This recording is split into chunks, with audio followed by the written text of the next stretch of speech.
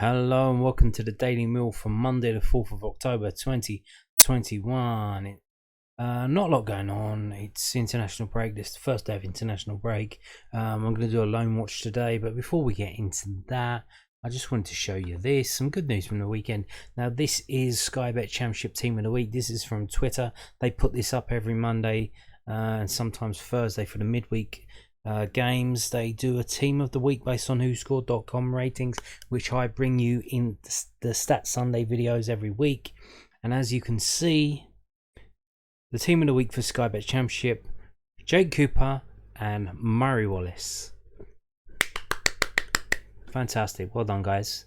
And not only that, but in the team of all of the leagues, 3 of the leagues, EFL, Murray Wallace has made the team of the week.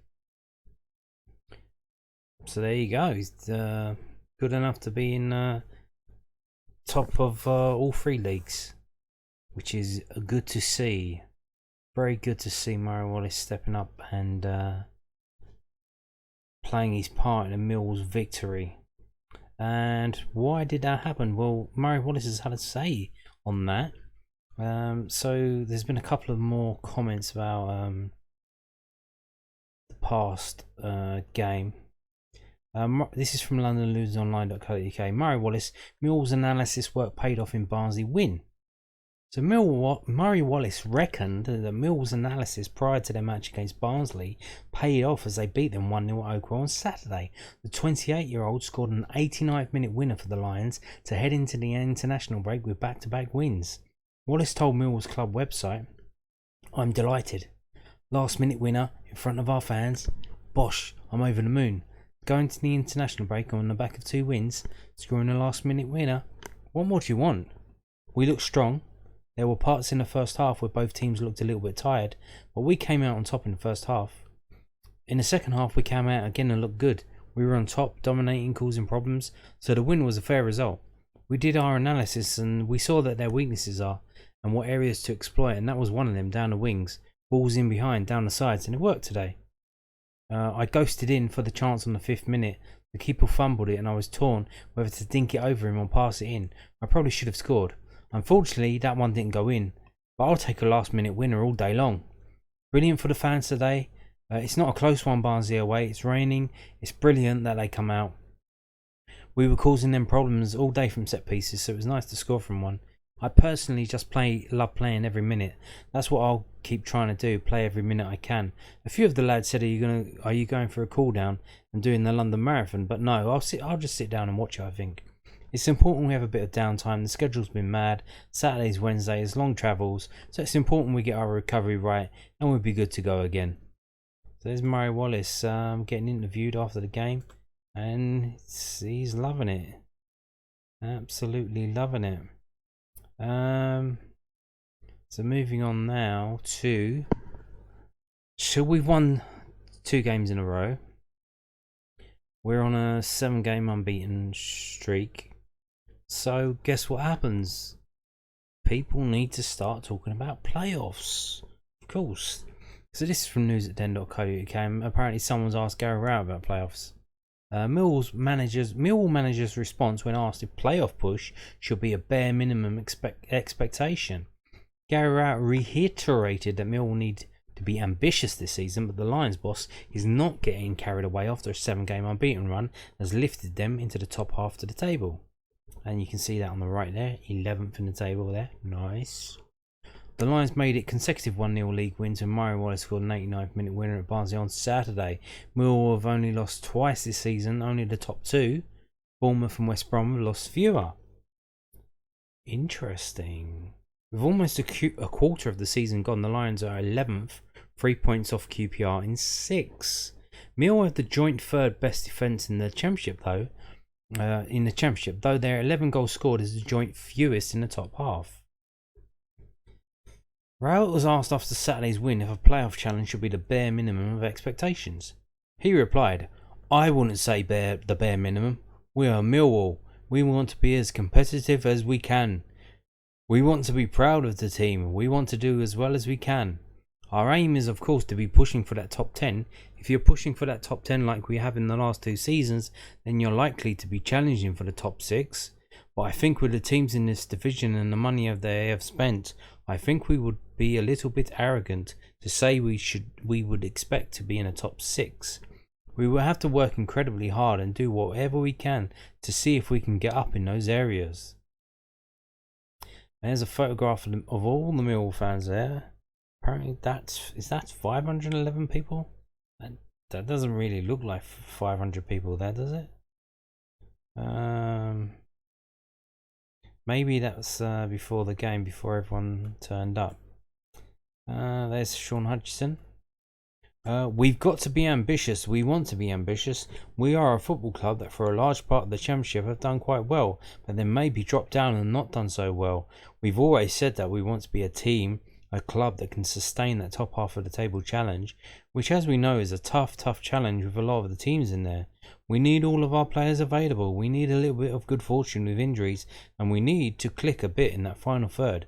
And I think if we do, we will have a very good chance in and around those areas. 2 wins in a row in the championship, as we know, changes the whole outlook on things, and is a great time to do it just before the international break. Yes, indeed, Gary. So Gary Rowett,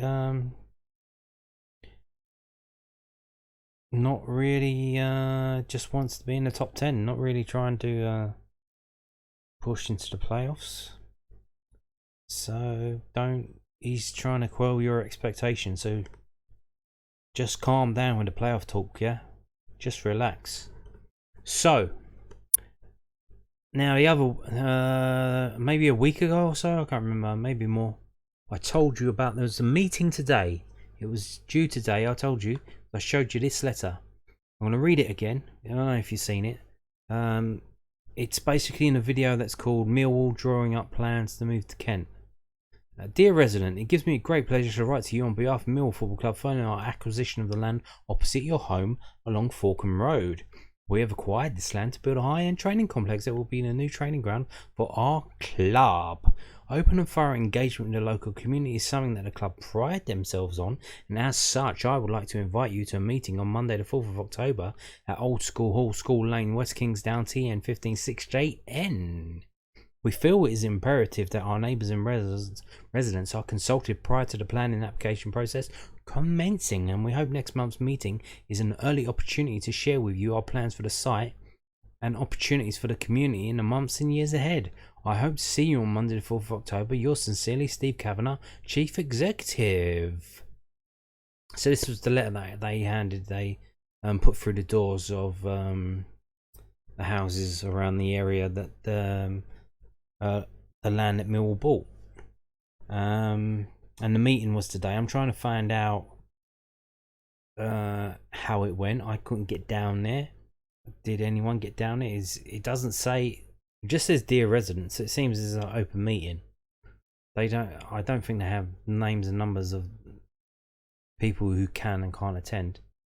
Sure. So if you're a Millwall fan, why can't you just turn up and see what they say?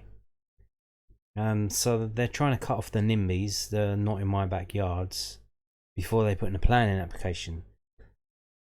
Now, is that just common courtesy and politeness, or they doing something a bit crazy there that the locals might not like, so they need to butter them up and before they get into it? So we don't know. I'll keep an eye on Sevenoaks Council planning applications, see if anything pops up, see if the club actually tell us, the fans, what they're going to do. But they don't have to, I mean. But while I was trying to find out about this meeting, if anyone's put anything on Twitter or Facebook about it, maybe they'll do it tomorrow. Maybe it was 6:30, so I imagine they went to the meeting, sat there for an hour or 90 minutes, and then went home and watched EastEnders or something. They're probably not bothering to tell anyone, but maybe tomorrow it'll be up there. But while I was looking to find out about this meeting, I found this. Now this is from newsatden.co.uk. Check the date here. This is from July the 3rd, 2014. This is a 7-year-old article. 7 years this has been going on. They've been trying to get the training ground sorted out. So, exclusive training ground purchase is on Millwall's agenda. And it's taken them 7 years. So Millwall are making plans to buy their own training ground. The Lions sold their existing Bromley base in 2006 and have been leasing the land since. So that's another 6 years on top of that. 13 years. No, I've got my maths wrong there.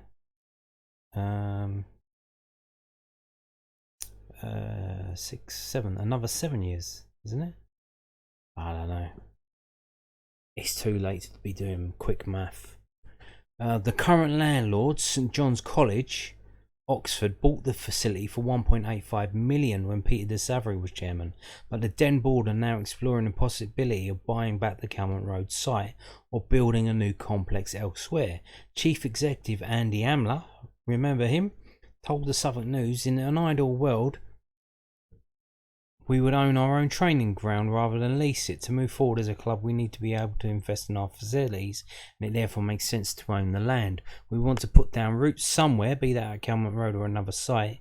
It is possible we could move elsewhere. If we stayed at our current base, the main building would almost certainly be developed. The board is constantly looking at ways to improve our infrastructure. Millwall have invested heavily in the 4 pitches at the training ground over the summer, but are reluctant to pour further funds into a site that is not theirs. And manager Ian Holloway admits that there will be huge benefits to the Lions becoming their own landlords. Ian Holloway, remember him? The ideal scenario is to have something that's yours which you can invest in and be proud of, he said. There's no point spending 60k to install pop-up sprinklers on a piece of land you don't own. The training ground was sold a few years ago before the chairman came in. That's what owners who are non-committal do. They have bills coming in, they don't want to put any more money in, so they sell off an asset. Really, we've got to try and build and expand, and that's what we're going to do. I'm glad that the board wants to do everything, as I've said, as much as I do. We're bouncing ideas off of each other to see what we can achieve. Holloway intends to improve the whole infrastructure of the club, not just the training facilities. The new pitches are magnificent and the players are responding to that, he added. But I'm going to look at every aspect of the club so that we have a chance of creating something special. Wherever we start is fine, but I want to make it all better. Every single percent we can improve is vital. I've been promoted from this division before, so I know what the pitfalls are of reaching the Premier League. So I'm trying to protect us by getting the club ready as we go along. Getting our structure and facilities right is really important. And whatever happened to Ian Holloway? Well, he got us relegated, didn't he? And he was off ski, and he took some of that money in his own fucking pocket. That's probably why it's taken so long for the club to sort out a training ground. 7 years ago, this story. 7 years. 7 years ago. So I assume now apparently they did some work on the pitches at Calmont Road this summer. I told you all about that. When the same firm that fixed the Den's underground heating and sprinkler system, they ripped the whole thing up and put it down. Apparently they sorted out the drainage at the Calmont Road. So what's happened there? I imagine they had to get permission from the landlords to do that. And then did they try and pitch another sale to them? How long's the lease? So 2006. So it was 15 years ago. So how long's the lease? Is it 20 years? How long are we leasing this for? Is it? I don't know. I don't know about leasing land. Was it a 99-year lease? So then it's a quarter of the way there then.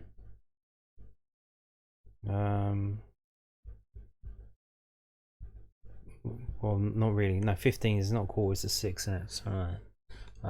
Is it 6? Yeah. A third would be 30%. So 6, yeah. So it's a 6 of the way through a 99-year lease, if that's what we've got. If it's not that, if it's less than that, is it a 30-year lease? And then we're halfway through. So maybe they tried to say to them, "Can please, St John's College, Oxford, can we buy our ground back, our training ground back?" And they've told them no. So then they've gone forward with the thing in West Kingsdown. This situation here. So 7 years. 7 years they've been trying to sort that out. So it seems Calmont Road is no longer a possibility, because they're moving forward with this. They're gearing up for a planning application, and it'll just be interesting to see what they're going to do. Yeah, it would be. Now, here's the thing. Steve Kavanagh has been doing these statements every month, hasn't he? At the start of each month, he does a chairman's memo kind of thing to the fans. So we're in the first week of October, so we're due one of them. So maybe he's going to mention that in his little statement. Maybe. And that should be probably coming up this week. So keep your eyes peeled for that. It would be a good time to do that during the international break. It would be indeed. So if you're still watching this, thank you. And we're gonna now end with the loan watch. Now it's a pretty weird loan watch, because hardly any of our players out on loan played. The only one the only one I'm gonna talk about. I'm not gonna talk about Marlon Romeo because of it's not really a loan. He just wanted to leave, so no one would buy him.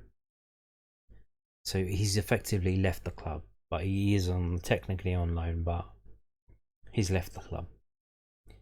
So the only one of our players out on loan who played, given those parameters, was Aidan Muller, and he was a substitute. He came on the 80th minute for St Johnstone in their 3-1 win at home to Dundee United.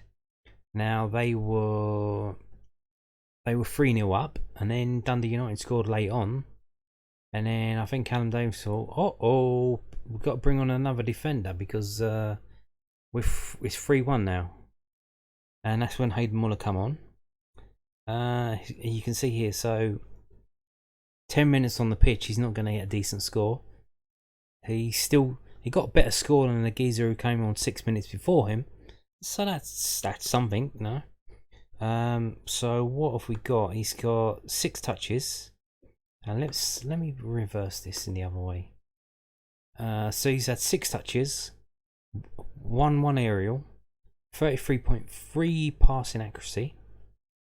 So let's quickly roll through everything. Yeah, nothing up front. He was just brought on to defend. Nothing offensively. Have a quick look. So defensively, he had 1 interception, and passing wise, what did he do? He had 3 passes, so 1 of them was accurate and 2 were not. That's not too good, is it? And there you go. That's it. That's all he did. That's all he did. 10 minutes on the pitch. So yep. That is literally the only Millwall player out on loan who played this week. Tyler Burry's still injured. Isaac Loffey was not in Sutton United's squad when they won 2-0 to whoever they were away. Northampton. They won 2-0. Dan Moss didn't play for Yeovil because their game at Wrexham was postponed, probably due to the rain, because that was some awful weather at the weekend, wasn't it? Absolutely awful. Who else? Alex Mitchell. Now Alex Mitchell did not play because he is kind of injured. And we've got this story here from the 72.co.uk. Leighton Orient hopeful of Alex Mitchell return against Barrow. Leighton Orient hoped to have Millwall loanee Alex Mitchell back in action on Saturday. Leighton Orient decided to leave him out of their game against Port Vale over the weekend as he had a tight hamstring. They lost 3-2 away to Port Vale. And I think it's the first game that Alex Mitchell hasn't really started, and it's one of the first. They've probably lost before, but it's one of the first games they've lost. They were on a good winning, on a good streak there as well. Kenny Jackett told their club website, "We think he'll be okay for next week. He had a tight hamstring, no more than that, but it's something you can't risk. He has a chance of training this week." Mitchell is 19 years old, joined the O's on loan in August. Mill gave him the green light to drop to League 2 to get some first team experience under his belt. He has since made 6 appearances for Orient in all competitions and seems to be enjoying getting regular game time. He could be back for Barrow on Saturday as Orient look to bounce back from their defeat to Port Vale. Okay, so there you go. And Junior Tenzia wasn't involved at all in the squad for Dover as they played away at Grimsby. We're a good team in this league and in the National League, and they got beaten 6-0. Not the best of results. And that's the lone roundup. The only one who played was Hayden Muller, and he was a substitute for 10 minutes. Not the best Loanwatch this week. We'll see how they get on. There are tomorrow on Tuesday, I believe, maybe on Wednesday as well. There are some conference games, so maybe the rotation of the squad for Junior Tenzia, Dan Moss, they might be playing tomorrow. Yeah, we'll see how they go on. I'll try and find out more about this training ground meeting that happened. If you know anything, drop a comment, or I think the email's on the about section on the YouTube. If you know, let me know and I'll pass it on. So that's it for today's video. Thank you for watching. Goodbye.